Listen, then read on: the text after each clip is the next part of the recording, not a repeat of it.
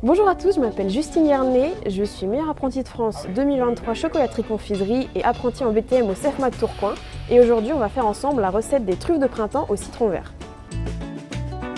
On aura besoin de 80 g de jus de citron vert avec le zeste d'un citron vert, 80 g de crème à 30% de matière grasse, 16 g de sucre, 36 g de sirop de glucose, 190 g de chocolat au lait, 190 g de chocolat blanc. Et ensuite, pour le décor, on aura besoin de 400 g de poudre de cacao et de 5 zestes de citron vert qu'on a passé au four et réduit en poudre. Pour commencer, on va mettre dans une première casserole le jus de citron vert avec le zeste de citron vert. Dans cette même casserole, on va venir ajouter le sirop de glucose ainsi que le sucre blanc. On va ajouter l'entièreté de la crème.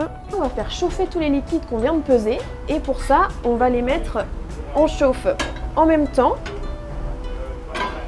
parce que pour éviter de faire cailler le lait, que l'acidité donne un goût de yaourt, il va falloir qu'on chauffe ensemble pour pouvoir les mélanger chauds et que ça évite ce lait caillé. Maintenant que le liquide a un petit peu refroidi, on a fait fondre les deux chocolats qu'on va mettre ensemble dans un même cul de poule, dans un même saladier. Donc maintenant on va venir rajouter le liquide dans le chocolat en 2 fois pour créer la ganache.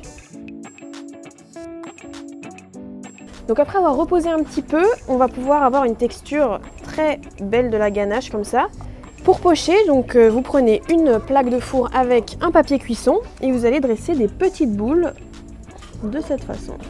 Après avoir fait reposer un petit peu les boules de ganache pendant environ 30 minutes au frigo, ça sera très bien. Vous allez pouvoir vous laver les mains et ensuite les bouler pour faire des belles truffes bien rondes. Donc on décroche la ganache et on la roule au milieu des mains pour faire une belle boule. L'étape qu'on va faire maintenant, c'est le pré-enrobage. Ça va permettre ensuite de mettre une couche plus homogène de chocolat autour des truffes. On prend la truffe dans la main, un petit peu de chocolat et on va bouler comme ça pour en fait enrober la truffe avec le chocolat.